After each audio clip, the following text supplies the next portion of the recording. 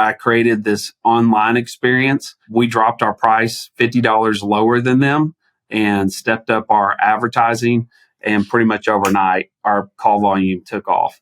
But what I found was I wasn't cannibalizing my business. I was cannibalizing their business.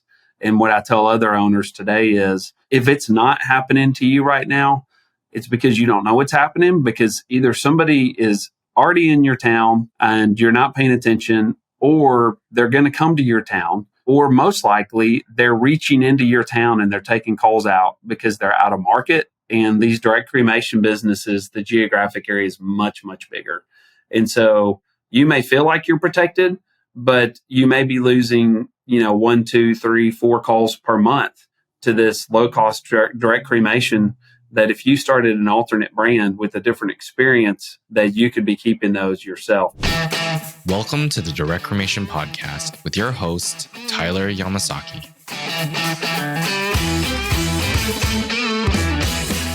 Hi, thank you for joining us on the Direct Cremation Podcast. I'm your host, Tyler Yamasaki, CEO of Parting Pro, the #1 online arrangement platform. If you like the content, please give us a like, subscribe, turn on notifications, and leave a comment. So today I am humbled and honored to have our next guest, because if you could build one successful business in a lifetime, I feel that would be phenomenal. If you could build 5, that would be even more amazing. Now double that 5, and that's where you'll find our next guest. And that's just in the funeral homes that he owns. I really don't know how to describe today's guests. I think that one word that comes to mind is one of a kind. As a 3rd-generation funeral director and owner, he has more than tripled his family business in the central Arkansas area, opened both traditional and cremation-focused funeral homes, and has successfully built a small deathcare empire. This year, the Smith family funeral homes will be inducted into NFDA's Hall of Excellence for their Pursuit of Excellence Award for 10 years, which is a huge accomplishment. I am humbled to welcome today's guest, President of Smith Family Funeral Homes and Arkansas Cremation, Jeff Smith. Thank you, Tyler. I'm honored to be asked to participate in your podcast. So thank you. Oh, no, not at all. Thank you. But yeah, before we get into all the businesses and how you run them and everything like that, let's talk about you. Even though you are a 3rd-generation funeral director and owner, you've grown up in the business, I would say. Your path wasn't linear either, right? Your father had some advice for you before you came back to death care. Can you tell us a little bit about that story? Sure. My dad was definitely one of the wisest people I ever knew. He passed away unexpectedly 3 years ago. And the more time goes by since he passed away, the more I appreciate the wisdom that he shared with me. But I grew up, I guess going back, my granddad started our first funeral home, Valentine's Day, 1955. And then 8 years later, he started a small pre-need life insurance company to fund prepaid funerals for our funeral homes. And he had 2 children. And when he retired, my dad took over the funeral homes and my aunt took over the insurance company. And so I really grew up around the funeral homes, always liked being at the funeral home, liked the mission of the funeral homes. I worked there when I was at college in the summers, got my funeral director's license. And then when I was finished with school, I was going to go to mortuary school. And my dad, at that point, our funeral home was doing about 500 calls a year. And he said, son, I think you'd be better served to go get an MBA. And I said, okay, because in Arkansas, you don't have to be dual licensed. And so that's what I did. And then when I finished graduate school, I was discussing with my dad what I was going to do next. And he said, well, I know that you can't come work here because you need to go make your mistakes on somebody else's dime. You need to go grow up and learn. And I think you'll mature a lot more. Plus, they'll give you the opportunity to figure out if this is really what you want to do. That was great advice. I ended up in the mortgage business. My cousin and I started a small mortgage broker. I did that with him for 7 years. And then my dad approached me and said, hey, I know your mortgage company is going great. You're probably not interested. But if you think that you want to come back to the funeral homes, now's the time to do it, because I'm probably going to be retiring in 4 or 5 years, and I want to teach you the business. So my wife and I prayed about it, and it didn't take very long. And I said, yes, I was happy to come back into the family business. And I've always been grateful for that experience of working outside of the funeral homes and now having the opportunity to come back. So I started in the funeral home in 2006, and my wife and I bought our bought the funeral home from my parents in 2010. And then we bought the life insurance company from my aunt in 2020. So now we own both. Awesome. Yeah, from what I've seen, I think part of that exploring what's out there first gives you a lot more perspective and maybe a little bit more business acumen when looking at the business of death care. A lot of my past guests, especially the more impressive ones, actually didn't plan to take over the family business or even start the business, and somehow ended up coming back and did great things with it afterwards. Do you think you would have came back to the funeral home if had your dad not asked? Like when you were at your mortgage company, Yeah. was that the plan? The mortgage company was going really good. So I was in the mortgage business from 1999 to 2006. So, you know, if you remember, most people don't really remember. What they remember is in 2008, there was a housing crash. But prior to that, it was a great time to be in the mortgage business. You know, I don't know, Tyler, if I would have come back or not. I really don't know. I've never actually pondered that. But I'm really grateful for God's timing that I did come back when I did.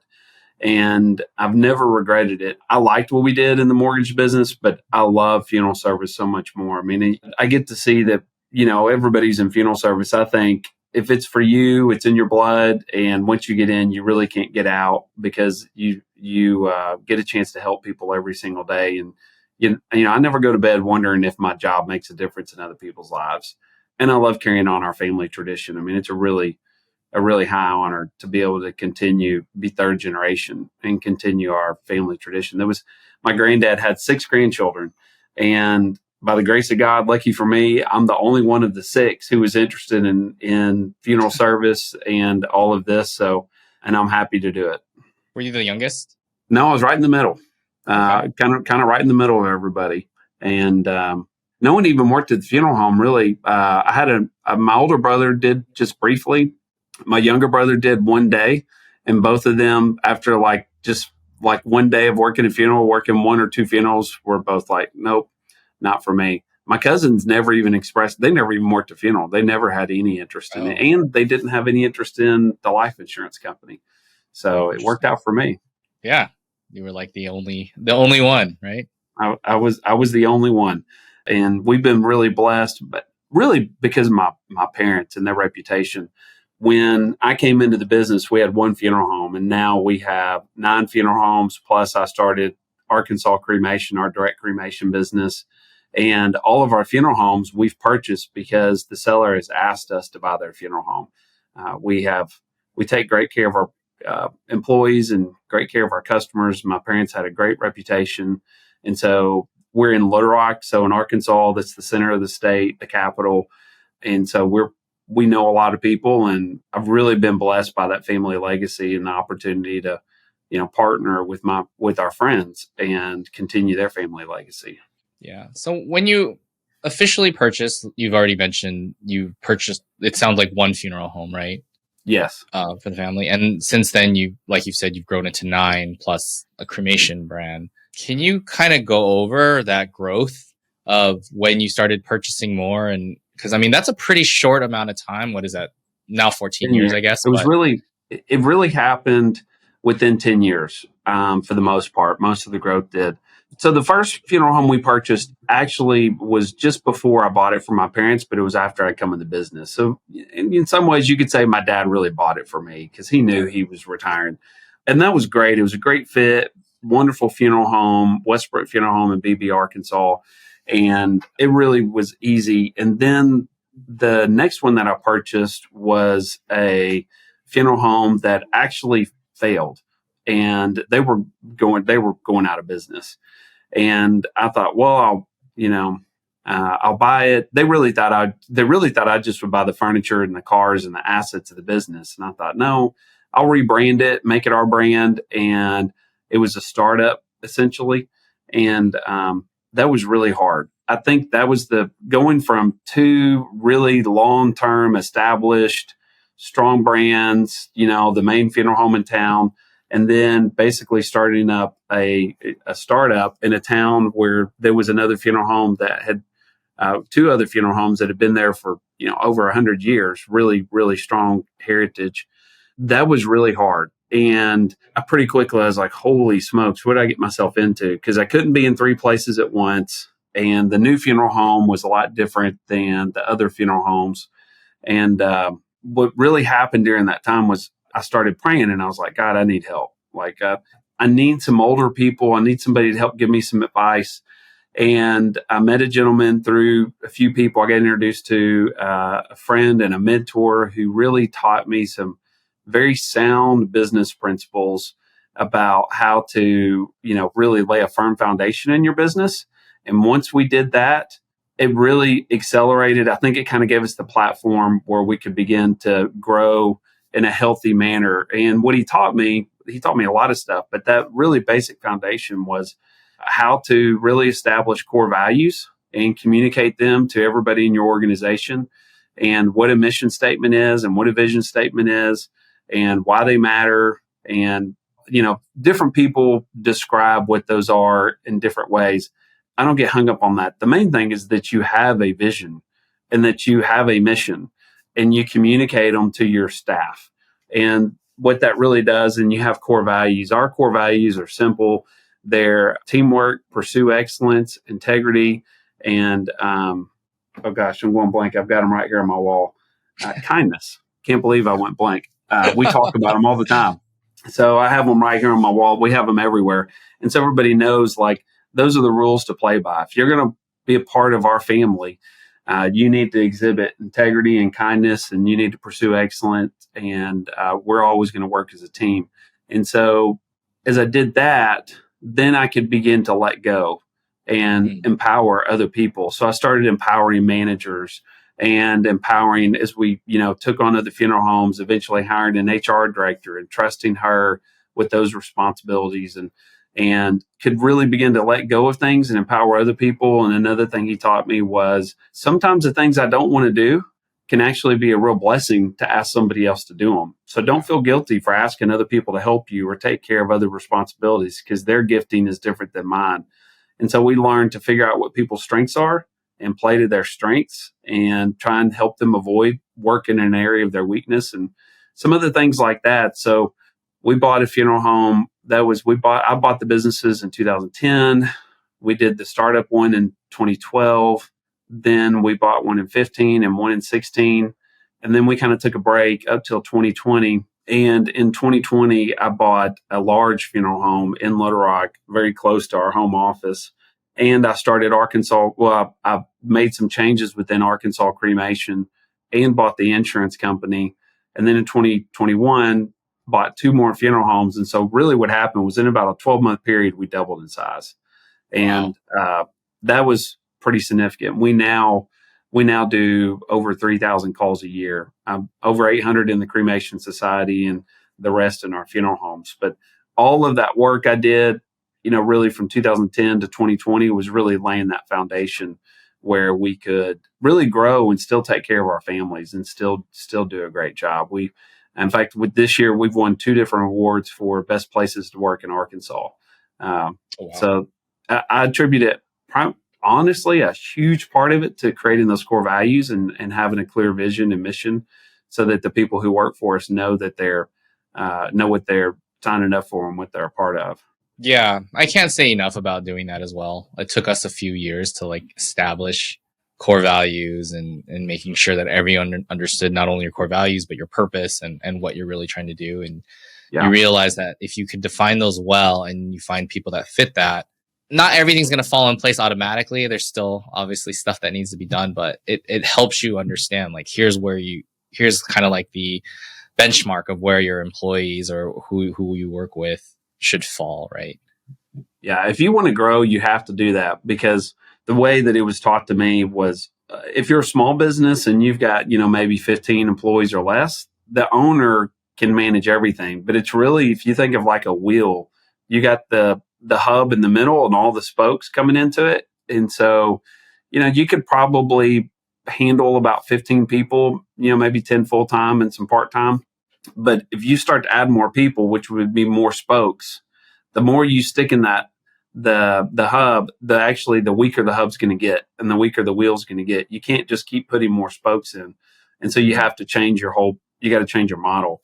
and you got to be able to manage from the top down. And having those core values, I know when we were small and when my parents were here, they didn't have them identified, but they embodied them. They lived them out.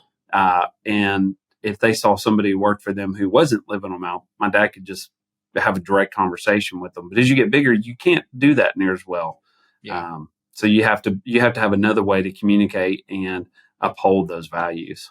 So to go on that, I do have a question regarding, consistency. I know you have, let's take out Arkansas, for example, for now, but let's say you have the other 9. Would you say that you get a very consistent experience no matter which funeral home you go to? Or like, have you defined that from the top and then kind of every funeral home follows that? Or do you kind of look at it and let the funeral homes have their own autonomy a little bit?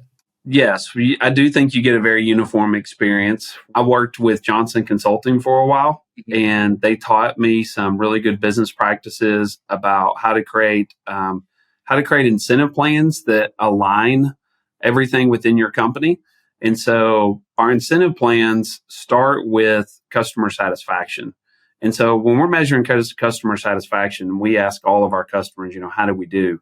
You can boil it down to, we really focus now on what's called the Net Promoter Score, and I won't go into that. But so we have a bonus and incentive plan for all of our employees in our company.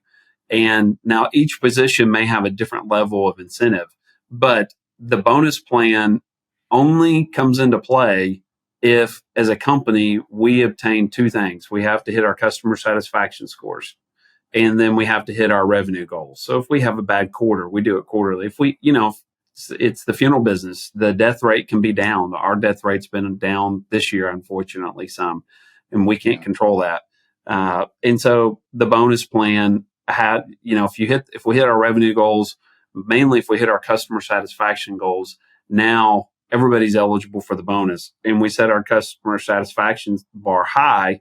And then we said, okay, if you do exceptional, we call it double bonus. And so then we double the bonuses if they hit a higher level. So that's how we ensure there's this consistent experience. And then we really, as you grow, we had to take away some of the individuality. And so as we bought some of these funeral homes, there was some things that some of them were doing that was really good, but it was unique to that location. And it wasn't something that we can necessarily duplicate in all of our locations. And so we want to have uniformity at all of our facilities. So if a funeral director or embalmer walks into any one of our facilities, they know the procedures are going to be the same, the supplies are going to be the same. They're going to be able to work from the same experience as what they're used to in another location. Now, maybe where something in the building's located is different. We had to find that sweet spot for us. How do we give great customer satisfaction, but at the same time have a consistent experience really for our employees? That was the thing we figured out. You can't be pressing flowers and doing some really cool things at one location and then not be doing them at your other locations. And could we replicate that at all of our other locations? And when we saw we couldn't, we decided that although pressing and preserving flowers is a great thing, for us, that's not something we need to do at all of our locations. So that's how I really do feel like you get that. It's personal to that location because the people that are there. So you may have a slightly different experience, but that can happen even within one funeral home, depending upon which funeral director you get. But overall, the customer satisfaction, the customer experience is going to be good. NPS, Net Promoter Score, is basically the metric of how likely one of your customers is willing to recommend you to their friends, family. Yes. So having a high one is definitely how you get word of mouth. How someone's not going to recommend you if they feel mediocre about you. Yes, and we have since, although we learned some good things from Johnson Consulting, we have simplified our program and we do it ourselves now. But we really pretty much just ask one question: how likely are you to recommend us to your friends and family? The 50 other questions, to me, that's more granular. But from a customer experience, I don't think people want to answer 50 questions. And so we just ask one question. And that's really all I need to know. Are you going to recommend us or not? And that's what drives our incentive plan. Yeah, we found a lot of, I've had some impressive guests on here. And the one thing that they've really stressed is that you have to have a level of consistency amongst all of your brands. Otherwise, it can go wild. There's some funeral homes you call, and depending on which director you're going to get a different experience sometimes. So managing that amongst 2, 3, 5, 10 different brands is difficult, but I think also necessary to maintain quality amongst your brands. Yes. And figuring out as you do get bigger, you have the luxury of learning your funeral directors, and they are individuals. So we want them to still be themselves.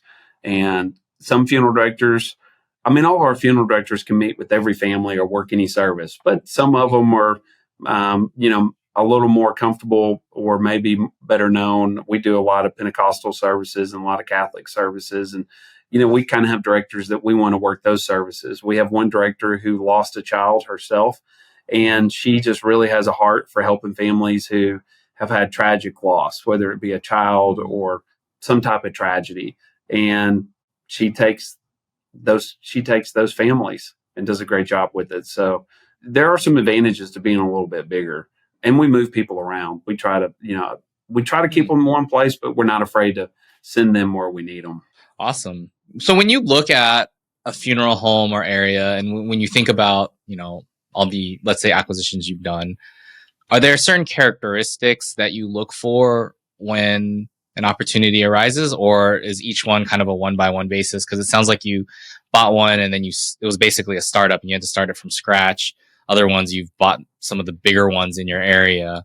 Do you kind of just look at it at the opportunity and see where you could fit in and make it better? Or is there a certain guideline that you look at? It is a case-by-case basis. And again, I'm not calling on people, but I do network well. I try to be a good friend to our competitors. I think that's something that is something my dad taught me. And so we always try to be friends with our competitors and have a good relationship with them, so that if the opportunity comes about where one day they need to make a transition, when they think of Smith, they think positively, like, hey, I would work with those guys. But we've had opportunities we've passed on because we felt like that maybe it could be a variety of things.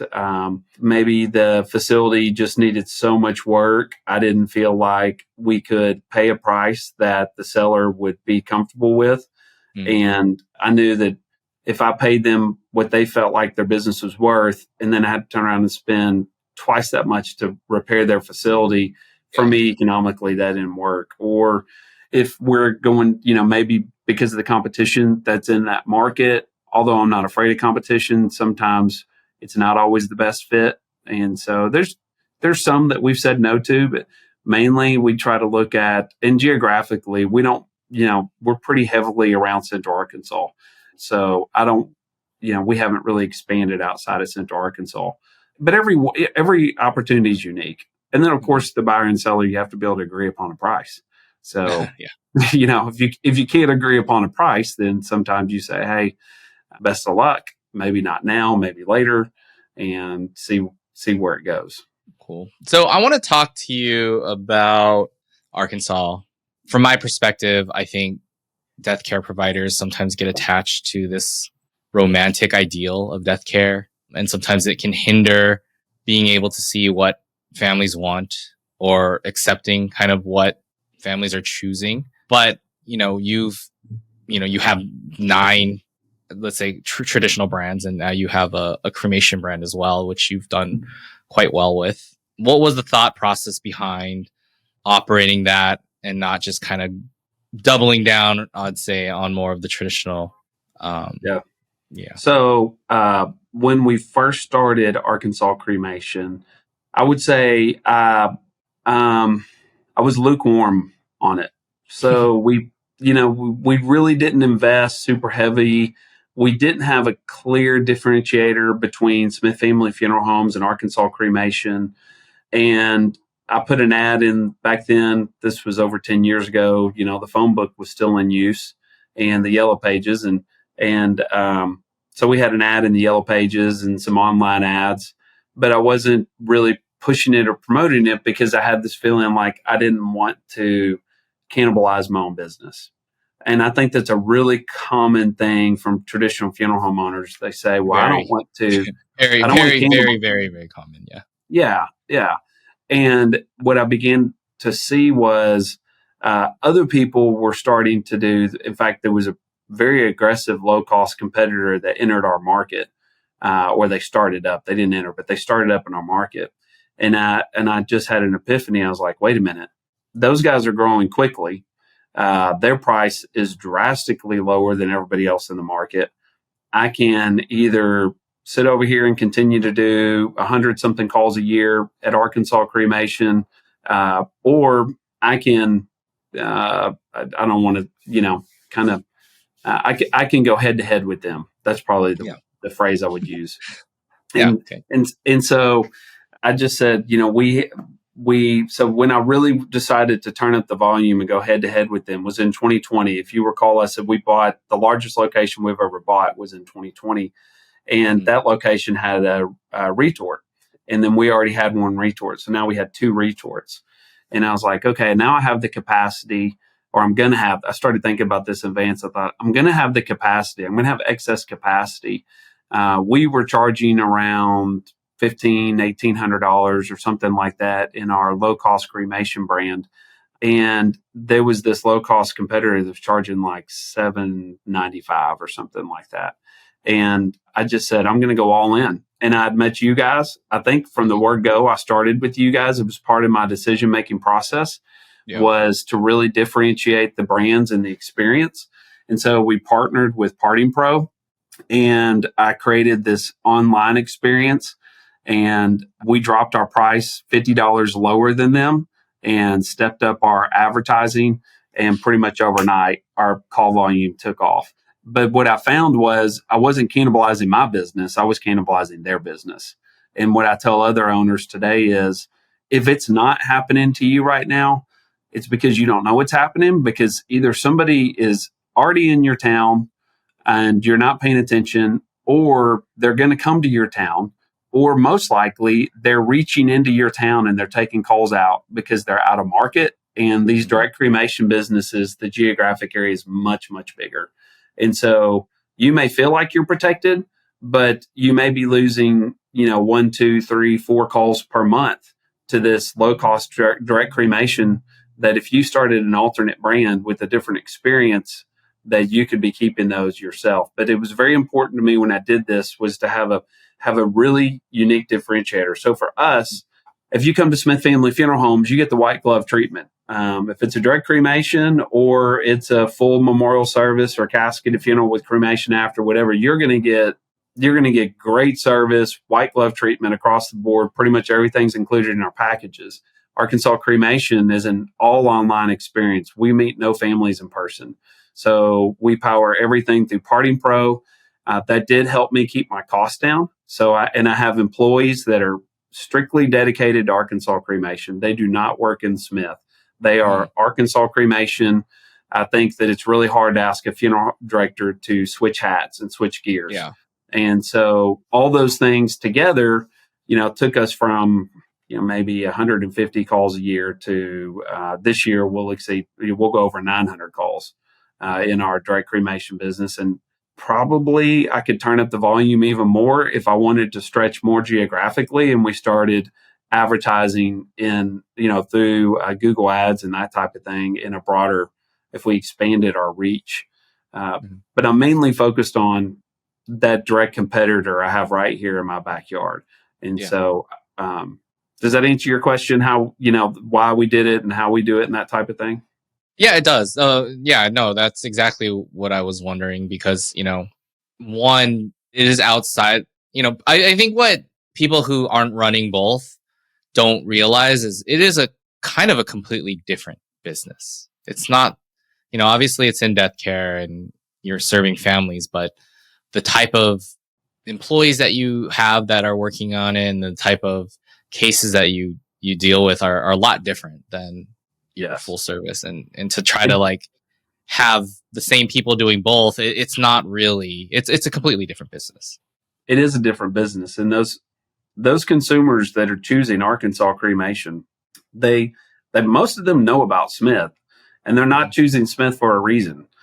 It could be price. It could be they don't feel like some people, they don't want that traditional funeral home experience. For whatever reason, they don't want a traditional funeral home experience. And so there's a variety of reasons why people choose it. And we just want to make it available so that we don't lose them. And it has benefited us at Smith. There's times where people come in and they cannot afford our prices. And so we don't want to compromise our brand and always be discounting our prices to make it work. And so we can make a very nice, clean referral that curries favor with the family, where we can say, hey, I understand.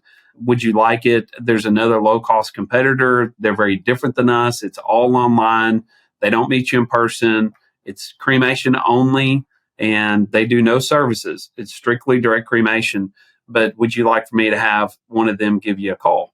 And I'll give you their phone number, but I can also have them give you a call. And the customer's like, you would do that? And we're like, yeah, we understand. Well, those people think Smith's even better. I mean, it's almost like, man, I wish I could have used Smith, but they just took great care of me. And it really serves us both ways. We don't have many families go from Arkansas Cremation to Smith. That was my next question. Yeah. That doesn't happen very often. It does occasionally, where they want service. They want more than what Arkansas Cremation can offer. And for me, I felt like we just do direct cremations at Arkansas Cremation. If you want service and you want those other things, you need to go to Smith. Yeah. Okay. That makes a lot of sense. Yeah. It's very different, and it's really easy for my employees to understand the difference. It was probably more important to me to differentiate the brands for my employees than it was for the public. Because my employees, if they felt like you could come to Arkansas Cremation and get everything or nearly everything you could get at Smith, then for some of them, it makes it feel like, they're compromising their own personal integrity. And integrity is one of our core values. And so it needs to be a very different experience. And Parting Pro is really a huge part of what has made that possible for us. Mm-hmm. Yeah, I mean, we definitely build our software for a specific type of business in death care. And you guys have utilized it pretty much as you can. We get a lot of earn sales that we were not getting before y'all made some changes within your software to make it easier to offer earns and make it more seamless as part of the process. That's really helped our earn sales within Arkansas Cremation. Yeah, which on the direct cremation side there's not a lot of ways you can add additional, I guess, revenue to your contract. So we package direct cremations, so we have different levels of we have some different levels within our direct cremation. They're all direct cremation, but you can get the basic direct cremation or a cremation with some merchandise that's got a little discount on it, and then we do and when we can, we have to turn it off sometimes when we get really busy, but we do an expedited package. So you can pay a premium to move to the front of the line and have your loved one cremated first and get your ashes back faster and that type of thing. But that's the only type of differentiation that we do. Yeah. The one thing that I will want to mention here is that, people listening to this who, maybe only run traditional may say that like you're offering a cheapened service. But I think what some people fail to realize is that families don't necessarily want all the bells and whistles, and they're actually okay with getting a pared down selection of options because that fits more either their budget or what they're going to do or what they want. So, you guys weren't obviously not afraid to do that. Yeah. I mean, I agree with what you're saying. At the end of the day, the consumer is going to decide. Do I personally believe that direct cremation is a good choice for families? No, I don't. Yeah. I really believe in the value of a funeral and ceremony and service. Really, I'm agnostic to burial versus cremation, but I think it's really important to have that final goodbye.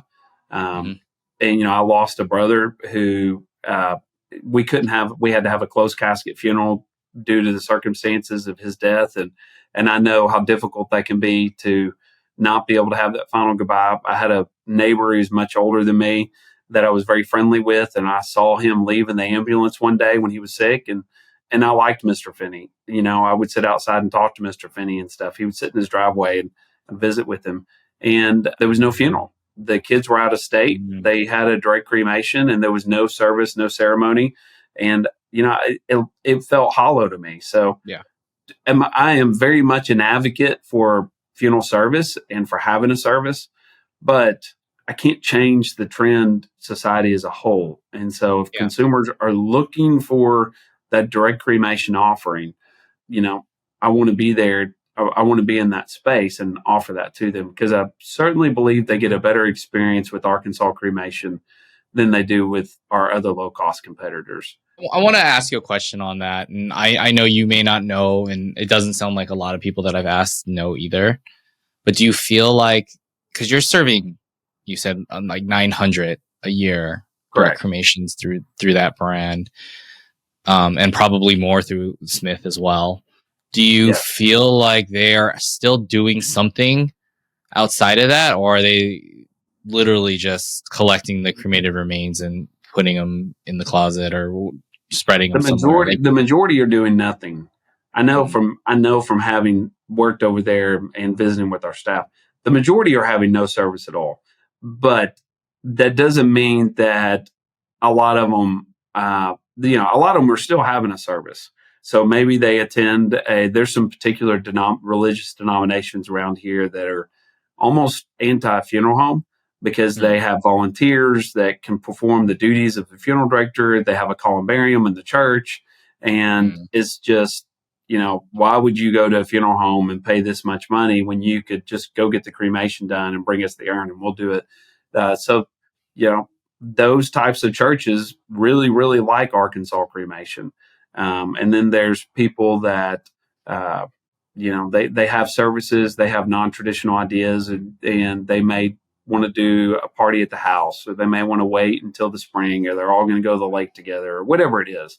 The majority do not have a service, but that doesn't mean that none of them have a service. There's definitely, I don't know, 1 out of 4, 1 out of 5 is my feel have a service. That's kind of my feel for it. Do you feel like that's going to grow as, you know, people become less traditional, people have more ideas on how to, let's say, celebrate a life? I do. So what I've read and a little bit of what we've experienced is people who have been through that experience of no service, direct cremation with no service at all. The next time that they are making the decision, they choose to have a service of some type. So it's kind of like, I've done that. That wasn't so good. We need to have a service of some type. Now, we've seen that some, and I've definitely read that in material put out through NFDA and CANA and other organizations. So I've also know that that the younger generation really values, you know, it's maybe not traditional, but they value the experience, you know. And so I think that we will see less people choose direct cremation and more choose to have some type of service, but it may not all be through the funeral home, and it may look very different than what it certainly is going to look different than what it was 30 years ago. I mean, it already is a lot different than what it was 30 years ago. Got it. Yeah, that's an interesting take. And some of the discussions that we've had here is, you know, is that a place for the funeral home to be a part of, even if it's not in the funeral home, but to help plan at a hotel or lodge or someone nearby? You know, that is always things that, you know, we look at, or possible business, because you're already there in that situation during that time, right? So it is an easy segue into that. But I do want to, given your timing, it sounds like you made a bunch of acquisitions in 2020 and 2021. And that was right before deathcare kind of got flipped upside down. What was that experience like, having doubled in size during probably one of the most one of the busiest times you'll ever see in deathcare? I don't recommend it, and the people who work for us would certainly not recommend it. But you take it when it comes, and you know, we learned a lot through it. We've changed we learned some things that we have definitely changed for the better. having gone through that, being stretched so thin, like all funeral homes, we had some people retire because of COVID specifically. Just, hey, life's too short, and we had some people just completely exit the profession and retire. But some things that we did learn through that was we began to think differently about the way we do business. And so we're more disciplined in how we schedule. So prior to 2020, we probably were a little bit more flexible.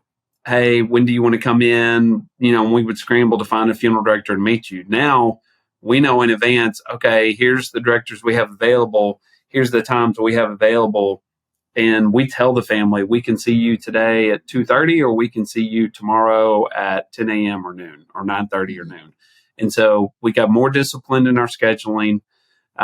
We learned to utilize, one of the things that I've been telling other people is we have learned to utilize the power of, it's really mainly women. It doesn't have to be women, but it's women with young children that want to work, but they also want to raise a family.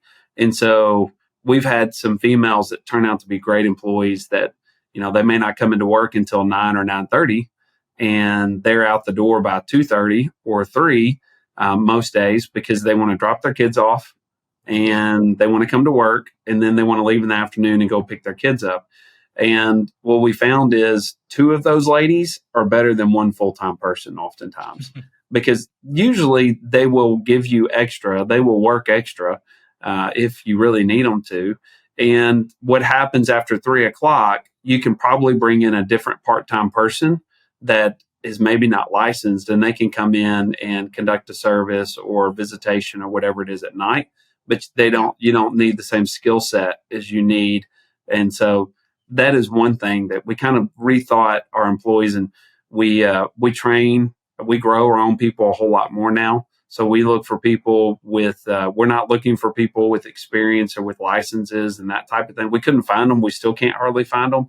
So we're looking for the skill set, and we trained at the skill set, and we got much better at how we train. Awesome. Yeah. I mean, I think hiring and growing is one of the most difficult things in running a business, right? It's the people. The business is for sure not easy, it but ebbs and flows. Yeah, it is definitely the hardest thing. It ebbs and flows. You go from thinking you're all staffed up, everything's wonderful. Maybe you even feel like you're slightly overstaffed, and then boom, you have some people who their life changes, something changes, and they're not with you, and then you're back, and oh my gosh, we got to find some people. It's this constant roller coaster. To me, it feels like we've just gotten to the standpoint we're always on the lookout for good people, always. I know there's like a epidemic in deathcare, I think, of trying to find and retain good people. Yes, there is. There definitely that. I've already said that's the biggest problem in funeral service today is finding good people, and that is where we have an advantage as a bigger group that we can share across our different locations. And I think it's one of the reasons that our competitors, their employees do, a lot of, when we do hire people with experience, that, they're always coming from our competitors. It's one of the reasons they want to come work for us. Well, I think what you've talked about briefly just now is like hiring people part-time, being able to find skill sets that don't necessarily, you don't need a license to do certain parts of the job. I think that makes a big difference and allows you to be a lot more flexible in hiring and finding people who, may not be able to put in a 12-hour shift at a time, but can give you a really solid 5 hours or something like that. And, yes, having that type of flexibility allows you to really widen the amount of people that you can pull from, at least. Yes. And, in different states, licensing is different. Here, we are very conscientious of our licensing laws, and as long as there is a licensed personnel that is, in the building or on property or somewhere, we can really utilize our apprentices pretty extensively. And so, that is, and we're not a dual license state. I mean, for my friends that work in states where you have to be fully, you have to have a funeral director and embalming license to sell pre-need. That's archaic. I don't know how they do it. That's really, really difficult. So we are fortunate that we have some flexibility, but we've been able to get creative within that. and then get these people, run, they can do their apprenticeship and then they become licensed. It just takes some time. Yeah. Oh, that's amazing. So I want to talk to you a little bit about your non-funeral. Well, I get it's probably death care related, but you do have another company that doesn't serve families in the death care sense. Why don't we talk about a little bit about that? Okay, great. Yeah. Yeah. What do you want me to start? So you have Cyrus Pre-Need Life Company, right? Yes. What does that do, and how do you utilize that? So we're a pre-need life insurance company, Cyrus Life Insurance Company. It's a pre-need life insurance company, no different than the giants out there other than size, so Security National, Homesteaders, NGL. The difference is we're probably more of a boutique pre-need carrier, so we're much more personal, much more hands-on, and I feel like we bring a really unique approach to our funeral homes that we work with. And my saying is, we know what keeps you up at night. And so most funeral home owners, they don't wake up every day thinking about how to sell more pre-need. Although selling pre-need is great, we'll take it. But what we think about is what we've just been discussing. I need help. My embalmer's retiring. How am I going to find another embalmer? There's a low-cost competitor that is 50 miles away, and he's taking calls out of my market. How do I stop that? And I only do 15 calls a month and he's taking 3. That's my profit right there. Yeah. And so, online advertising, what is it? How do I do it? On and on. And so, the funeral homes we work with, we take a really much more boutique, hands-on approach. And so we're like, hey, we own funeral homes too. We own funeral homes in a, medium metropolitan market. We own them in rural markets. We own a direct cremation business. So let's see how we can help you solve your other problems. And at the same time, we will, we want to be your pre-need carrier of choice. Our preferred method is we want to do the marketing. We want to do the whole thing for your funeral home. Let us come in. Let us be the Procoa for your funeral home, but we'll do it ourselves. We don't have a third party. So, we come in and we'll train your staff or we'll hire staff and we'll do the marketing and sell the pre-need. That's what we do. We sell pre-need. That's our strength. Let us take care of the pre-need. You take care of running your funeral home. I know every day you get up and you think about who died last night or how many services you have today. You focus on that. We'll focus on the pre-need, and we can also help you with your other problems. You say it's a pre-need company, but it sounds like a whole lot more than just a pre-need company. I think that's our unique, you need to know, we talked in the beginning about this. What's your vision and mission and purpose and those kind of things. And we had to figure out, okay, what is our unique differentiator versus the competitors? So when we're talking to a funeral home and they're working with homesteaders, if they're saying, well, what's your growth and what's your rate and these kind of things, I'm like, hey, we can match that. We're good. Let's talk about what's really bothering you. You're not waking up every day thinking about what's the growth rate on my pre-need. You're waking up thinking about, I'm short staffed. How can I hire people and where can I find good people to come work for me or whatever it is? And so that's where we take a different approach within. And that really is why I bought that's why I bought the life insurance company, was because I really felt like God has blessed us with some good ideas and some good people.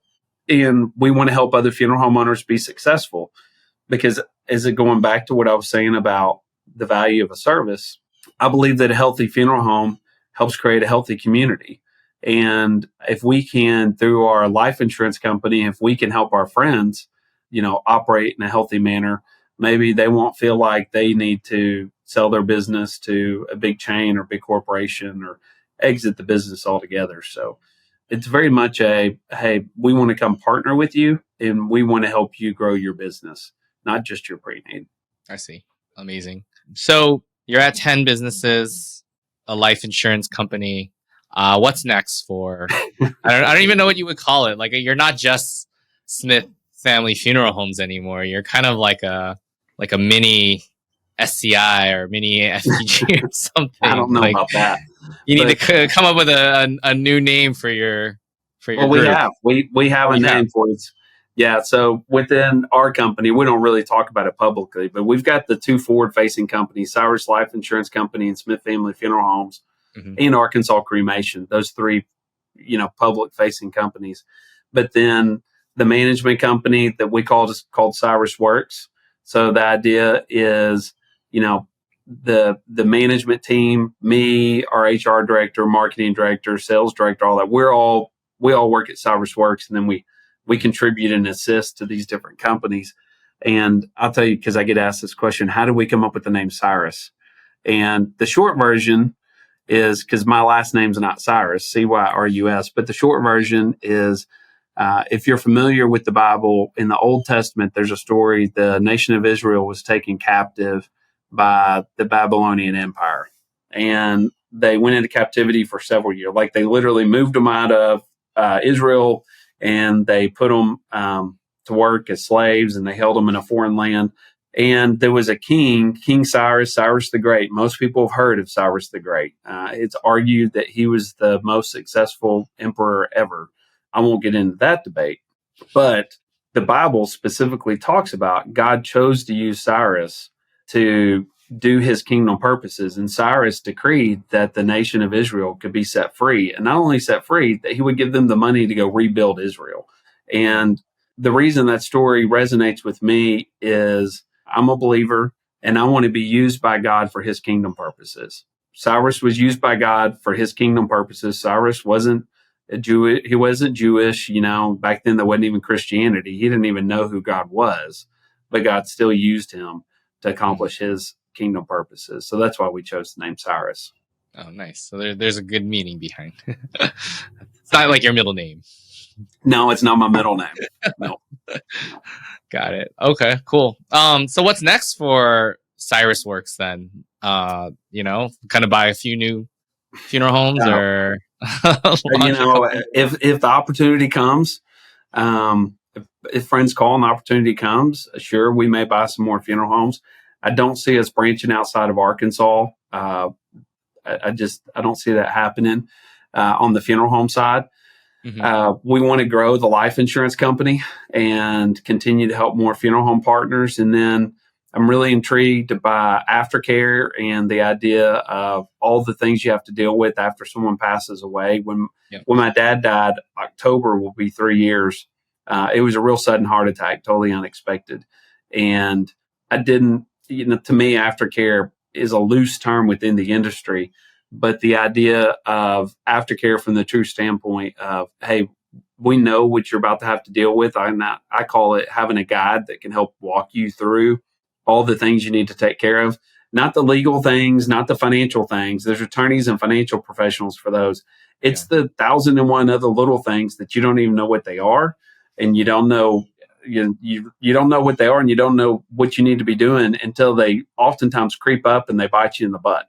And so we're working on, some aftercare stuff to really help families after they lose a loved one, because it's not hard, but it's what you don't know that gets you. And so that's something we're working on, and that'll be part of Cyrus. That's part of, we're already thinking we'll call it Aftercare by Cyrus. And nice. It's a program that we can offer through our funeral homes and through other funeral homes to help families who've just lost a loved one. Nice. Okay. Awesome. Yeah.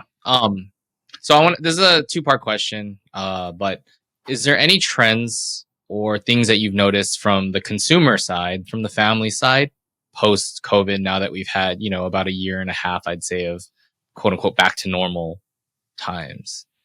Is there anything that you've noticed has changed? I would say the technology stuff kind of came and went from what I've seen. That's probably been the biggest thing that I've noticed is, at the end of the day, it's still about people being with people. Mm-hmm. And so technology can enhance the experience to some degree, but nothing, we're relational people. I mean, I believe God made us to be in community and relationship with other people. And so what I'm seeing is more of I think we're seeing a little bit more of a gravitation back to not, Zoom funerals or whatever you want to call them and that kind of stuff. That for us, that's just really pretty much, unless somebody's really far away and can't get here, that's not a factor. And so that's a trend that I didn't see coming. I thought we would have virtual funerals and that would continue to grow and We have not seen that be the case. People want to be there in person. But the other thing that I've seen post COVID that has happened is I think it's changed. It's just changed the mentality. Something has changed. I can't put my finger on it, Tyler, but the mentality is different around funeral service. But I can't quite put my finger on it. But it's like things aren't the way they were in 2019. They are different. I just can't tell you exactly what it is. I wish I knew if I knew what the answer to that was, I'd probably be able to. I'd be presenting at NFDA, sharing my revolutionary. Would you say it's a better relationship now with funeral homes, funeral directors, or different, or just different? Yes, I do think so. I think people value. I do think that I would say that there's a greater appreciation for who we are and what we do. I do see that. I do feel that. Because so many people experience loss and unexpected loss during that time. And so I do think there is a little bit of a return to, the elevation of the status of funeral director. It's not so much that we're all just money grabbers. That perception, I think, has changed a little bit. So, yes, I think the answer to that question, technology to me has not stuck on like I thought it would. And I do think probably accelerated the direct cremation trend a little bit. I think because society changed a little bit through all that, it seems to me like it just accelerated the way things were going in terms of cremation, maybe not direct cremation, but just the cremation trend. I think I've even noticed that in the statistics. I think in the forecast and stuff, I think the coast had really already gone really, really heavily to cremation. The middle part of America where I am, we were a little bit behind, but I think we're now annually, our cremation rates are exceeding what they had forecasted they would be, even a few years ago. So I think COVID did do something about accelerating cremation. I see. Okay.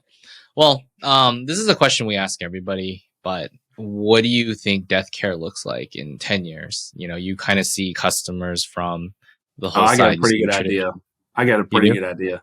I think you're going to have for a long time, you had one funeral home that served everybody. Mm-hmm. And now we're in this period where you have differentiation, where, you've got a few different brands. And I think, you've got kind of your traditional, your heritage brand.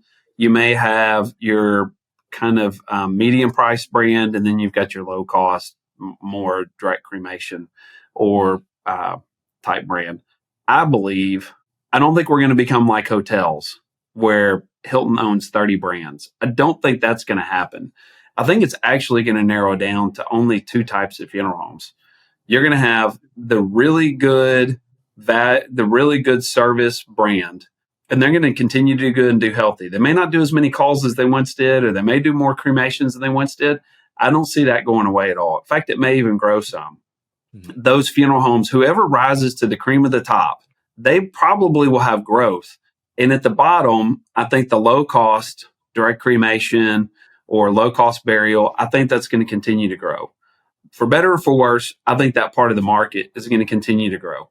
And the messy middle, I call it, the funeral homes that don't really know who they are, they're a traditional funeral home, but they're priced in the middle, but they're kind of vanilla and they don't wow people.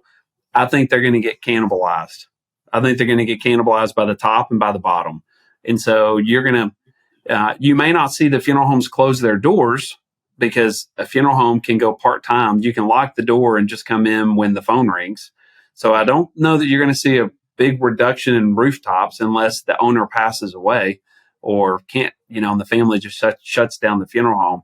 But I think the calls are going to shift to the extremes. The calls are going to go to the really great funeral home with a great reputation. It does a great job. And they're going to go to the low cost. And there'll be more than one low cost option.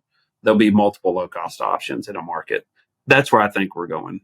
So you think there's going to be really not as much in the middle anymore?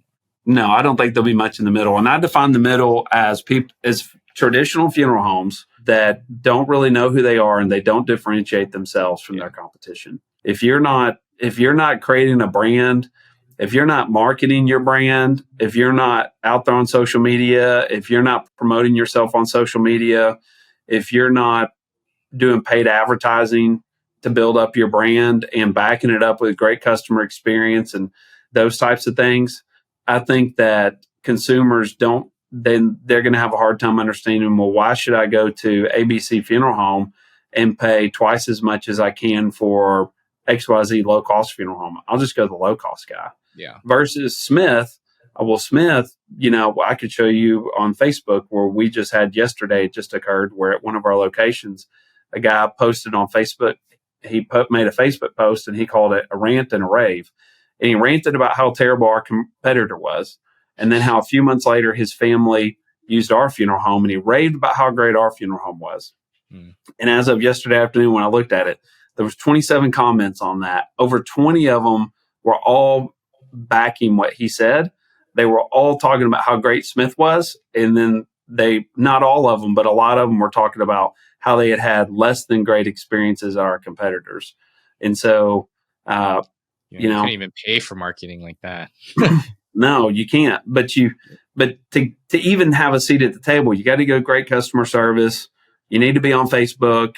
You need to be on Instagram, and funeral home owners are struggling. If you're 65 years old or 60 years old and, I'm 50 and I kind of struggle with it. And so, we have people younger than me that help me, that kind of help us make sure we stay. In fact, I'm toying with the idea of hiring I'd really like to hire like a young lady, maybe under 30 years old, just part-time, that probably doesn't even know anything about funeral service, and just say, hey, you do your thing and you come up with all kinds of stuff and you just promote the heck out of our funeral home organically, not paid. Just, what do we need to do to be relevant on TikTok and Instagram and those kinds of things? Because that's where younger people, that if you're not being seen in those platforms, you're missing out. Yeah, it's hard because it's right. Everyone here is primarily small businesses. So, which means you have to be on top of every part of the business. That includes the marketing, that includes the branding, that includes being up to date with technologies that are out there where people are living and breathing. And, and that's not in the community newspaper and billboards anymore as much as it was before. So, there's a whole business there. You have to be a good business person now to succeed in death care. Whereas before, as long as you did the services, you were okay. Exactly. I heard somebody one time call it the golden age of funeral service. As long as your funeral home had been there for a few decades, all you had to do was unlock the door every day and wash your cars and wear your suit, and you were going to be busy. You were going to, do a decent job, and people were going to walk in and they were going to buy a casket, and you were going to have funerals, and you were going to have a really successful business. I call that the golden age of funeral services. He said, I think in the 1980s when I was around the funeral home, and they had banners in the funeral home, competitions where they would mark off how many bronze caskets they had sold. I can't even tell you the last time we sold a bronze casket. I mean, they literally had competitions among the funeral. We had three. It was my dad and two of the funeral directors, and they had competitions on how many bronze caskets they could sell in a year. Not that way anymore. And they did not advertise. Yeah. It's a completely different game, right? There's the business aspect and then there's the service aspect, and you kind of have to be good at both now. Yes. I think one of the things that we have figured out is nobody can be good at everything, and sometimes you need to be willing to spend the money to invest in somebody. For me to hire this part-time social media lady, it's going to cost me some money. But it's an investment. And I think it's going to pay off, and it's going to come back and income. I won't be able to see it directly, but I think you got to continue to make investments in your business. Definitely. And I think that's going to be a hard thing for some of the people in the middle, like you said, right? Like the ones that don't know what they're doing or don't know what their voice is or who they are. Right. So, okay. Well, Jeff, I really appreciate you coming on here and sharing your story, and, I wouldn't say they were secrets, but they revealing kind of the inner workings of how you've created such a successful impact to those in your community, both on the business side for your employees, but also the families that you serve. So I really appreciate your time. Anything that you'd like to share? Maybe where people can contact you if they want to? Sure. So you can find me a lot of different ways. I talked about Cyrus Works. So cyrusworks.com, our life insurance company, cyruslife.com. And then, of course, Smith Family Funeral Homes. I'll be at NFDA at New Orleans next month in October. So getting the award. Yeah, we'll be there getting the award. The last few years I've been a presenter. You'll be shocked at the topic I've presented on, but the presentation was on how to buy funeral homes. I mean, you besides like the private equity groups, you're probably in the top 10 of personal people that have bought like the amount of funeral homes you bought. Yeah, I don't know. I mean, I know some. There's definitely some regional firms out there. Maybe top 20 then. Yeah, maybe so. But I'm happy to help. I'll tell you that. So if anybody sees this and they want to contact me, they can look us up, our funeral homes, smithfamilycares.com. But any of those websites, you can find us. You can call me. You can email me. The easiest email, jeff@smithfamilycares.com. So, yeah, I'm happy to help. Yeah. Well, I really thank you, Jeff. This has been a pleasure, and I'm honored to have had you on the show. Thank you. Well, hey, I appreciate you guys. Y'all have definitely been instrumental in the growth of our Arkansas cremation business. I wouldn't have dropped our price and gone so aggressively in that market if I had not found your tool. And I think we were one of your early adopters who went all in on it. And I was surprised to see that not as many families complete the arrangements all the way through on Parting Pro as I originally thought they would. But they still call us, and then we help them complete the arrangements on Parting Pro, and it really helps us save money on labor and other things. So yeah, your tool has helped us. Yeah, we always, as much as people may look at us and think we're just trying to create some anti-funeral director software, it's actually not. It's meant to be a tool used by the funeral directors. All right. Well, thank you, Jeff. It's been a pleasure. I will look forward to seeing you at NFDA. Yeah, I'll see you there, Tyler. All right. Have a great evening. Thank you, everyone, for listening. For the Direct Cremation Podcast, I'm Tyler Yamasaki. Catch you guys next time. Thank you so much for listening. If you've enjoyed this episode, please leave us a review on Spotify or Apple Podcasts. If you ever want to know more, please find us at directcremation.com.